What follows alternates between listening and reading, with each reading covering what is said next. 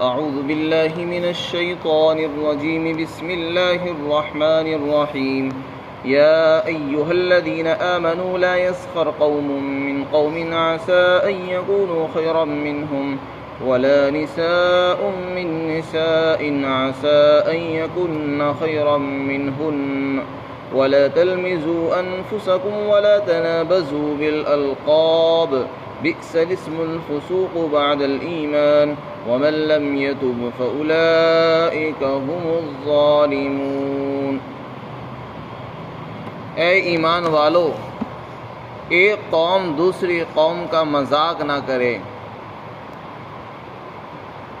امید ہے کہ وہ لوگ جن کا مذاق کیا جا رہا ہے وہ بہتر ہوں ان سے جو مذاق کر رہے ہیں، اور عورتیں دوسری عورتوں کا مذاق نہ کریں۔ ہو سکتا ہے جن عورتوں کا مذاق کیا جا رہا ہے وہ ان عورتوں سے بہتر ہو جو مذاق کر رہی ہیں۔ اور اے ایمان والو، تم اپنی ذات کے اندر عیب مت نکالو اور آپس میں ایک دوسرے کو برے لقب سے یاد مت کرو، نہ پکارو۔ اور ایمان لانے کے بعد گناہ گاری کا نام لگ جانا بہت بری چیز ہے، اور جو توبہ نہیں کرے گا تو یہی لوگ ظالم ہیں۔ اس آیت کریمہ میں اللہ تعالیٰ نے افراد اور قوموں کے کچھ آداب معاشرت بیان فرمائے ہیں۔ اس روئے زمین پر چونکہ انسان بستے ہیں، اللہ تعالیٰ نے انسانوں کی اصلاح اور ان کی رہنمائی کے لیے بہت سے احکامات ارشاد فرمائے ہیں۔ اللہ تعالیٰ یہ چاہتے ہیں کہ سب لوگ مل کر رہیں، اور ان کے درمیان جن چیزوں سے فساد اور بگاڑ پیدا ہوتا ہو، معاشرے میں لڑائی جھگڑے پیدا ہوتے ہوں، ایسی تمام چیزوں پر قرآن نے اور اسلام نے پابندی لگائی ہے۔ وہ دیکھنے میں بہت ہلکی معلوم ہوتی ہے، لیکن یہی معمولی چیزیں بڑی بڑی لڑائیاں اور جنگوں کا سبب بن جاتی ہیں۔ اس آیت کریمہ میں اور اس کے بعد والی آیت میں 6 ایسی چیزیں، برائیاں ہیں جو دیکھنے میں بہت ہلکی ہیں، لیکن اگر وہ ہمارے معاشرے میں جنم لیتی ہیں تو معاشرے کی روح کو ختم کر دیتی ہیں، معاشرے کو کھوکھلا کر دیتی ہیں، اور بگاڑ اور فساد پیدا ہو جاتا ہے، یہاں تک کہ ایک دوسرے کا دشمن بن جاتا ہے اور ایک دوسرے سے الگ ہونے لگتا ہے۔ تو پہلی آیت میں 3 چیزوں پر پابندی لگائی گئی اور ان چیزوں کو حرام قرار دیا گیا، اور فرمایا کہ ایمان والوں کے لیے یہ زیب نہیں دیتا کہ وہ ایمان لانے کے بعد ان برائیوں کے اندر مبتلا رہیں، کیونکہ جب ہم نے دل سے یہ فیصلہ کیا ہے کہ ہم مسلمان ہیں تو ایمان اور دین اسلام کو اپنانے کے بعد ہمیں دین اسلام کے قانون پر چلنا چاہیے، اور اس کے قانون کو توڑ کر ہمیں زمانہ جاہلیت کی باتوں میں پڑنا یہ زیب نہیں دیتا۔ وہ کون کون سی باتیں ہیں جن سے اللہ تعالیٰ نے اس آیت میں منع فرمایا ہے اور اس سے معاشرے میں اور سماج میں بگاڑ پیدا ہوتا ہے؟ تو اس میں سب سے پہلی چیز ہے مذاق۔ کسی کا مذاق اڑانا، ہنسی کرنا، ٹھٹا کرنا، اس کو اللہ تعالیٰ نے منع فرمایا۔ تمسخر عربی میں اس کو کہتے ہیں، سخریہ بھی کہتے ہیں۔ علامہ قرطبی فرماتے ہیں کہ تمسخر اور مذاق یہ ہے کہ کوئی آدمی کسی دوسرے کی تحقیر اور حقارت کے لیے اس کے کسی عیب کو بیان کرے جس سے دوسرے لوگ ہنس پڑیں۔ کسی کے عیب کو اچھالنا، بیان کرنا، ذکر کرنا، اور اس سے دوسرے لوگوں کو ہنسی آ جائے اور پورا مجمع کھل کھلا کر ہنسنے لگے، جس سے اس کو تکلیف ہو اور تم اپنی بڑائی ظاہر کرو۔ یہ بہت بری چیز ہے، اس سے اللہ تعالیٰ نے منع فرمایا۔ یعنی کسی آدمی میں کوئی عیب ہے، کمی ہے، اور آپ اس کو بیان کر رہے ہیں لوگوں کو ہنسانے کے لیے، خوش کرنے کے لیے، تو اس سے اللہ تعالیٰ نے منع فرمایا۔ کوئی انسان عیب سے خالی نہیں ہے، ہر انسان میں کمی اور کوتاہیاں ضرور ہوتی ہیں۔ اگر ہم دوسروں کے عیوب بیان کریں گے تو لوگ ہمارے عیوب بیان کریں گے، اور اس سے بگاڑ پیدا ہوگا۔ حضرات مفسرین فرماتے ہیں کہ تمسخر اور مذاق جیسے زبان سے ہوتا ہے کہ ہم کسی کی عیب کو بیان کریں زبان سے کہہ کر، اسی طرح ہاتھ اور پیر اور اشاروں سے بھی ہوتا ہے، نقل اتارنے سے بھی ہوتا ہے۔ ہم کسی کی آواز کی نقل اتاریں، کسی کی چال ڈھال کی نقل اتار کر بتائیں کہ وہ ایسے چلتا ہے، وہ ایسے بولتا ہے اور وہ ایسے کرتا ہے، تو کسی کی نقل اتارنا تاکہ لوگ اس کو سن کر ہنسیں اور مجمع کے اندر جو ایک رونق پیدا ہو جائے اور دل لگی کا سامان ہو، اسی کو تمسخر اور مذاق فرمایا گیا ہے، اسے اللہ تعالیٰ نے منع فرمایا ہے۔ اور ممانعت کی وجہ یہ ہے کہ اس میں جہاں ایک طرف تکبر کا پہلو ہے، وہیں دوسری طرف اس میں ایذا رسانی بھی ہے، یعنی جو آدمی دوسرے کے عیوب بیان کر کے لوگوں کو ہنساتا ہے، وہ در حقیقت اپنی بڑائی ظاہر کر رہا ہے اور یہ بتانا چاہتا ہے کہ دیکھو میں اس عیب سے میں پاک ہوں۔ تو اپنے آپ کو بڑا سمجھنا اور دوسرے کو حقیر اور کم سمجھنا، اسی کا نام تکبر ہے۔ تو مذاق کے اندر تکبر کا بھی پہلو شامل ہوتا ہے کہ مذاق کرنے والا اپنے آپ کو دوسرے سے افضل بتاتا ہے، زبان سے نہیں کہتا لیکن اس کا عمل اور اس کا کردار بتا رہا ہے کہ میں اس سے افضل ہوں، میرے اندر یہ نہیں ہے، جو کمی اس کے اندر ہے وہ میرے اندر نہیں ہے۔ اور دوسری طرف اس میں جب وہ سننے والا سنے گا جس کا عیب کو بیان کر رہے ہیں، تو اس کے دل کو ٹھیس پہنچے گی، تکلیف پہنچے گی۔ اور کسی مسلمان کو تکلیف پہنچانا حرام ہے، ایذائے مسلم حرام است۔ اللہ کے رسول نے فرمایا کامل مسلمان وہ ہے جس کے ہاتھ سے اور جس کی زبان سے کسی دوسرے مسلمان کو تکلیف نہ پہنچے۔ ہر مسلمان کو بے ضرر رہنا چاہیے، ہماری ذات سے نہ کسی کو تکلیف پہنچے، نہ ہمارے کسی عمل سے تکلیف پہنچے۔ اگر ہم کسی کا فائدہ نہیں کر سکتے تو کسی کا نقصان بھی نہیں کرنا چاہیے۔ یہ ایمان کی نشانی ہے، ایمان کا کمال یہی ہے۔ اور آج ہمارا حال یہ ہے کہ ہم ایک مسلمان کا بھلا کرنے کو تیار نہیں، اس کو نقصان پہنچانے کے در پہ رہتے ہیں۔ اس کو تکلیف پہنچائیں، اس کو نیچے گرانا، اس کو ذلیل کرنا، اس کا مذاق اڑانا، اس کے لیے ہم سب پیش رہتے ہیں اور اس کے لیے ہمارے پاس وقت ہو جاتا ہے۔ تو اس سے منع فرمایا، اس میں ایذا رسانی بھی ہے، تکبر بھی ہے، اس لیے اللہ نے فرمایا کہ ایسا مت کرو۔ فرمایا اے ایمان والو، ایک قوم دوسری قوم کا مذاق نہ بنائے۔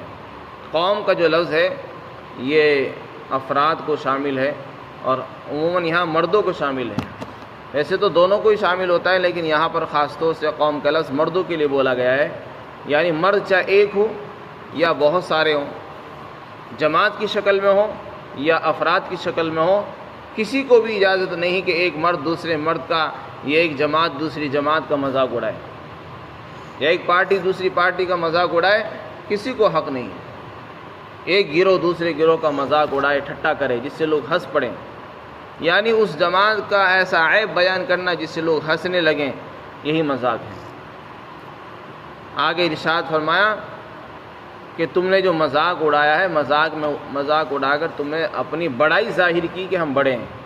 اللہ تعالیٰ فرماتے ہیں ظاہر سے کوئی بڑا نہیں ہوتا، بڑائی جو ہوتی ہے وہ انسان کے باطن سے ہوتی ہے۔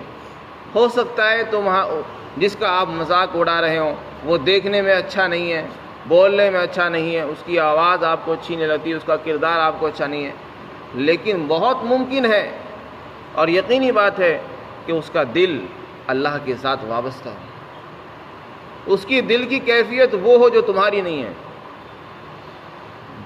تو اگر وہ اس کا تعلق اللہ سے بہت زیادہ بندھا ہوا ہے اور تمہارا کچھ بھی نہیں ہے تو وہ تو آخرت میں کامیاب ہو جائے گا اور تم مذاق اڑانے کی گناہ کی وجہ سے جہنم میں چلے جاؤ۔ تو ایسا ہو سکتا ہے کہ وہ تم سے افضل ہو اور تم اس سے افضل نہ ہو۔ اسی طرح عورتوں کے متعلق فرمایا کہ عورتیں دوسری عورتوں کا مذاق نہ اڑائیں۔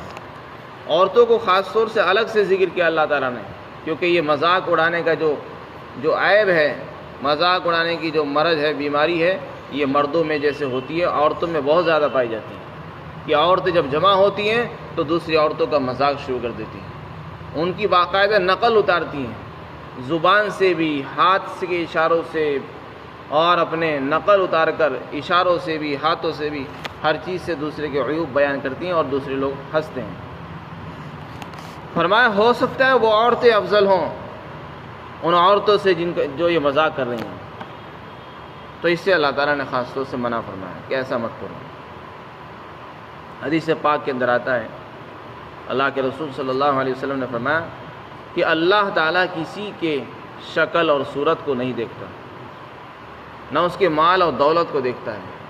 بہت سے انسان شکل صورت میں اچھی نہیں لگتے، ان کے اندر بظاہر کوئی عیب ہے، چال ڈھال ان کی ٹھیک نہیں ہے، ٹیڑھے چلتے ہیں یا پستہ قد ہیں یا ان کے چہرے پر داغ دھبے ہیں یا اور کوئی کمی ہے ظاہر میں، تو اللہ تعالیٰ شکل پر فیصلہ نہیں فرماتا۔ ہم لوگ شکلیں دیکھتے ہیں، ہم لوگ مال دیکھتے ہیں، مال دیکھ کر فیصلہ کرتے ہیں کہ یہ بڑا آدمی ہے چھوٹا آدمی ہے، یہ اچھا ہے یہ برا ہے۔ اللہ تعالیٰ کے یہاں فیصلہ نہ مال پر ہوتا ہے نہ شکل صورت پر ہوتا ہے، اللہ تعالیٰ دلوں کو دیکھتا ہے، اللہ تعالیٰ اعمال کو دیکھتا ہے۔ ان اللہ لا ينظر الى صورکم واموالکم ولکن ينظر الى قلوبکم واعمالکم۔ اللہ تمہارے دلوں کو دیکھتا ہے، تمہارے دلوں کے اندر خوف خدا کتنا ہے، تمہارا باطن کتنا بنا ہوا ہے، تمہارے دلوں میں کتنا یقین ہے اور تمہارے اعمال کیسے ہیں، اللہ تعالیٰ اس کو دیکھتا ہے۔ تو اس لیے اگر کوئی آدمی کسی عیب کے اندر ہمیں نظر آ رہا ہے کہ وہ آدمی شرابی ہے یا اس میں فلاں عیب ہے، تو اس کے عیب سے ضرور آپ کو گھن ہونا چاہیے، نفرت ہونی چاہیے، لیکن کسی کی ذات سے نفرت نہیں کرنی چاہیے۔ کوئی آدمی شرابی ہے، شراب پیتا ہے تو شراب گناہ ہے، تو شراب سے نفرت کرنی چاہیے کیونکہ اللہ نے اس کو حرام فرمایا ہے، لیکن شرابی کی ذات سے نفرت نہیں ہونی چاہیے کیونکہ وہ تو انسان ہے، مسلمان ہے، وہ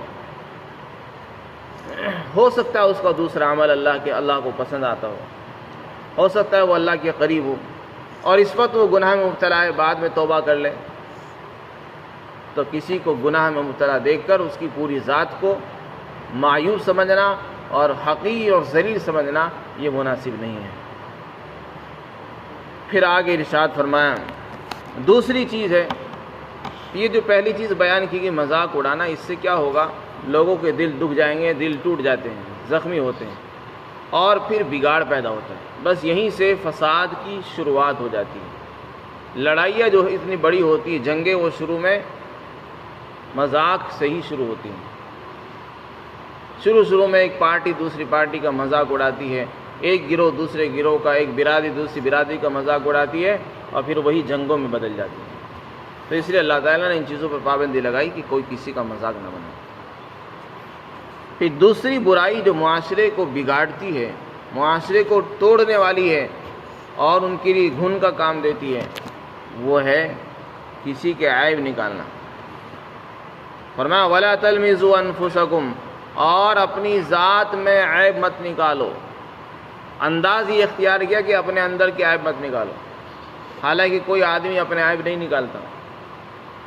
یہ ایسا ہی ہے جیسے کہ قرآن میں فرمایا وَلَا تَقْتُلُوا أَنفُسَكُمْ، کہ اپنے آپ کو قتل مت کرو۔ بھلا کوئی آدمی اپنے آپ کو قتل کیوں کرے گا؟